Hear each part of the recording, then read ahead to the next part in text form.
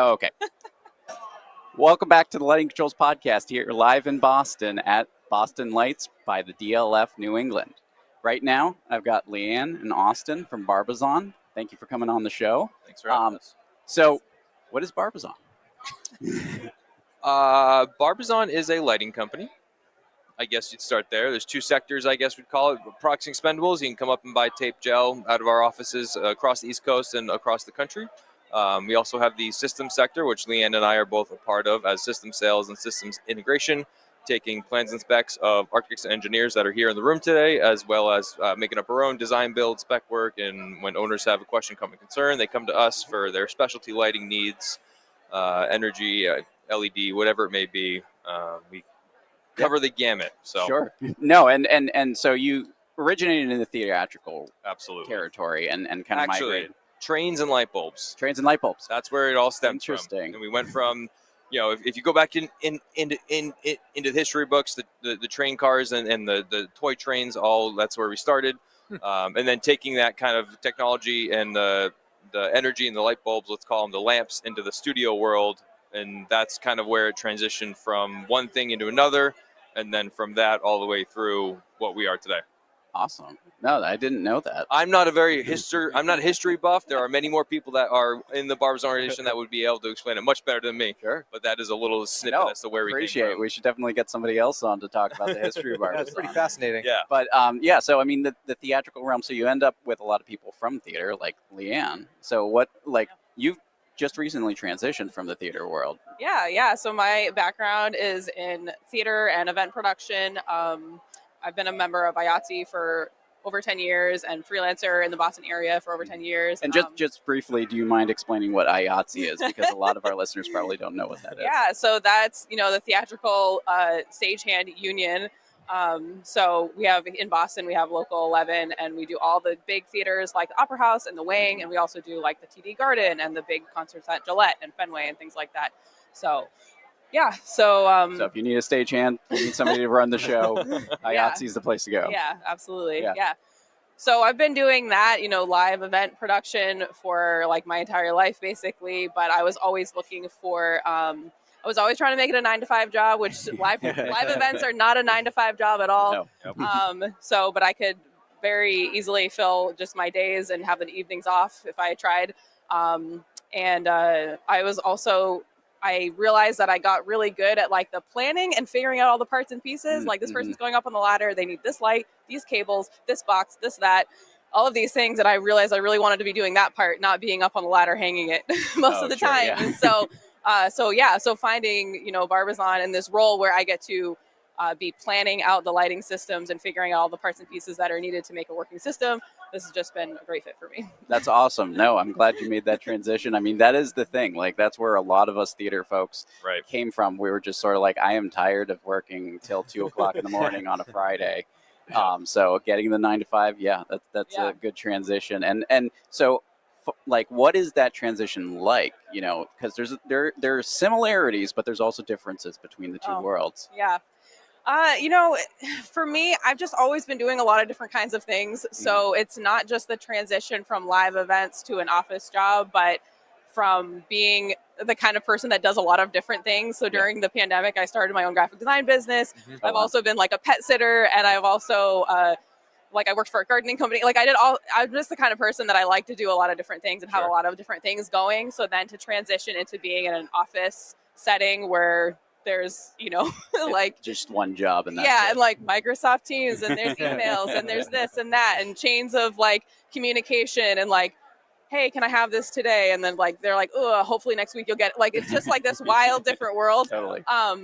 But we still get to work on lots of different projects all the time. That being said, you walk around a show floor here, you have agriculture, you have entertainment, you have building, you have color change, you have white. Like, part of what I love about the job is I might be working on a project on any different aspect across a city, across any sort of building.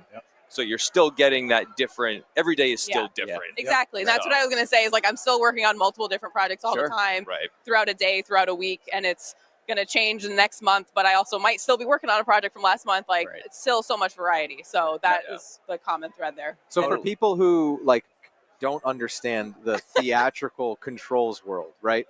There are a lot of similarities in the control elements from live production to installs and systems, but there are some vast differences between all that. So how was that transition of coming from sort of a live events world into installation and learning some of the nuances of how there are those significant differences between how systems are built out? I'll start that just in the fact of live events, theater, you're loading in Friday, you're loading out Friday. It's in and out. Yep. The materials, the products, they're made to be just battered and last through it. Well, and that's why we say temporary installation, permanent installation. Yep.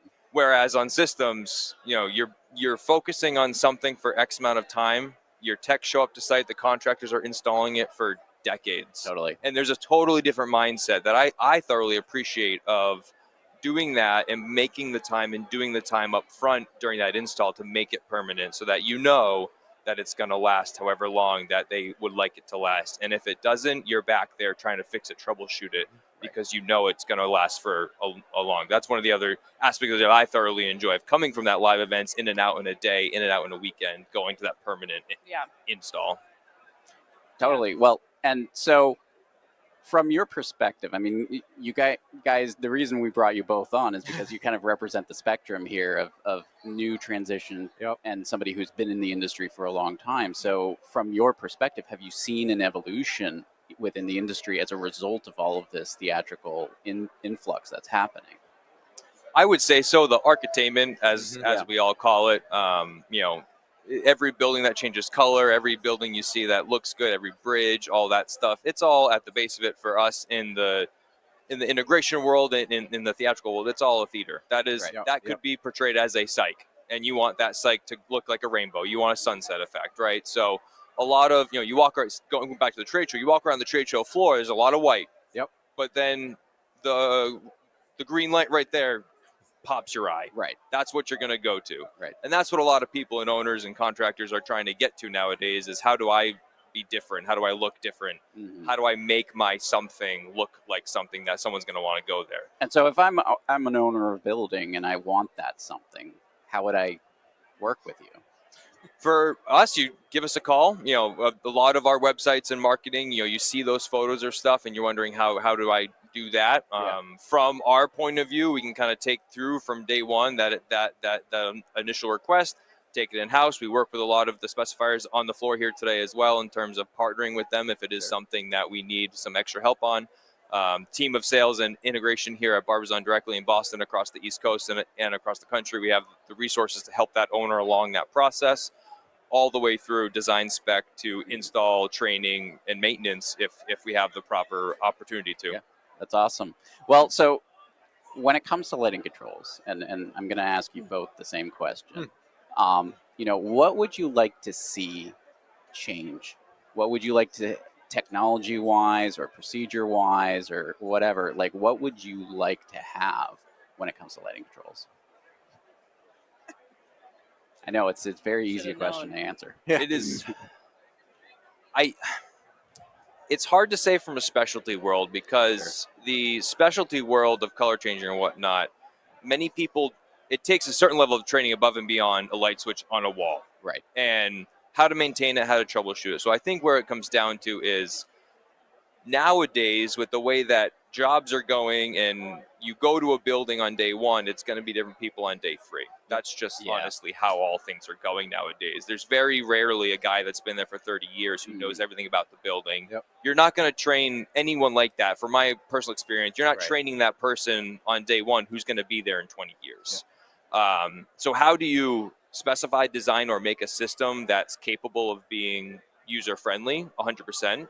Does that even exist? Who knows? Right. And how do you get the owner to understand that, this is day 1, we're going to do a 4-hour training. It's going to be one of 30 trainings you've done over the past month because your building's being turned on. And how do you say, here's my business card, here's the sticker we're putting on our system, call us back in 6 months, call us back in a year, we're here for you. but we're also only one of X amount of trades on the project. So how do you make that a memorable experience for them to make sure they understand that we're still there for you? Yeah, Ron's nodding his head. I completely Way too agree. many It's times. the training thing is the worst, right? Because you get to the end of your project and you get your training slot, and you get the same. It's half the time it's not even the theater staff, right? When you're in that environment, we're getting the maintenance guys, we're getting the school principal, and they just sat through HVAC, and they just sat through this, and by the time they get to us, they want nothing to do with the space they're not going to touch. How do I turn the lights on in the room? Great. Are we done? Can I leave? Exactly. Yeah. All right. So, and Leanne, what's your answer to the question?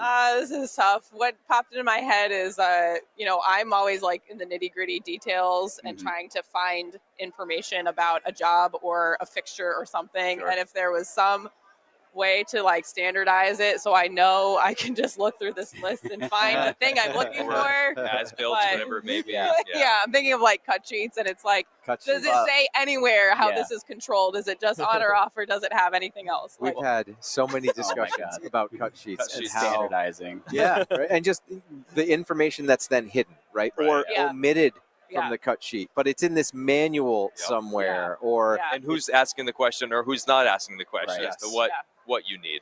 Well, and I mean that's a softball punt to the Lighting Controls Academy's Design Express with the sequence of operations template. So that is a resource that we just came out with.